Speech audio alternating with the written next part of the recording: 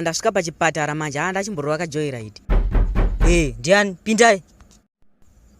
Masera seko doctor waseko mukadzi wangu.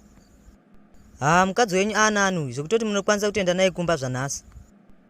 Doctor makaita basa hombe chairo, at least mukadzi wangu avabho nekuti pamba pasina mukadzi panoshota zvakawanda. Next time musaregerere mukadzi achitema huni yega, pla futi pamba penyu mamune first aid kit here.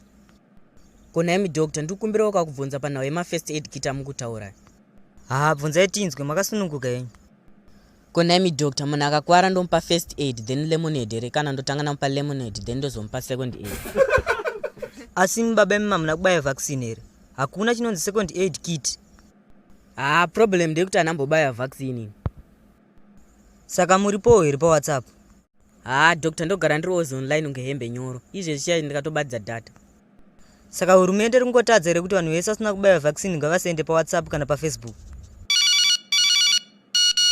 Saka musikuda here kudaira foni yenyu iri kuringa. Doctor musatombofungidzira zvenyu, alamu yangu yandikasete kuzobata makonzo. Yekubata makonzo? Baba munoshamisa chete. Sure doctor, makonzo acho kutoita family mumba mangu apainda toachembera ndina kana mwana, isi atoa challenge reyoyo. Zveshuwa machembedzana. I think mukadzi wenyu munomuda, kana kuri kumufira munomufira. Doctor, zvekuti I would die for you zvinenge zvatova zvedrama izvi, munhu ngazvifire ege nandifire munhu. Musadaro mukadzi wenyu. Kana makasamufira munoti anofirwa nani. Asi mune vamwewo here vari mumwoyo menyu. Doctor, vakadzi maface mask vakwereteso, asi varume tingori masanitizer, techingoti pfapfa ipapo yese vakadzi vanokwana ipapo. Saka ndazozviona kuti vakadzi vanyepe panenge vachiita varume imbwa. Doctor, sezvo tiri imbwa ka, as long wema tichiri kuhubata ticharamba tichivhima vamwe vakadzi.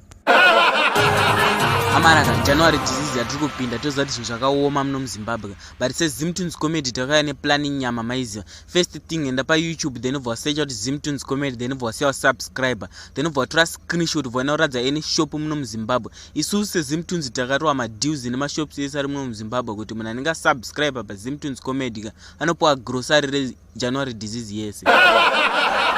Guys, pachidhiri ichi kavamwana chanyimwa magrocery nina kusakomenda kana kulike, saka iwe gara watolike obva wakomenda kana kakikiki. Boys ka zvataurwa kana zvichazotaurwa ka zvese correct ka, musazosara nedobi ka, musazochema nesu zvinhu zvapera makuti chichi anditi ndongoti happy new year kune mmese ka boys.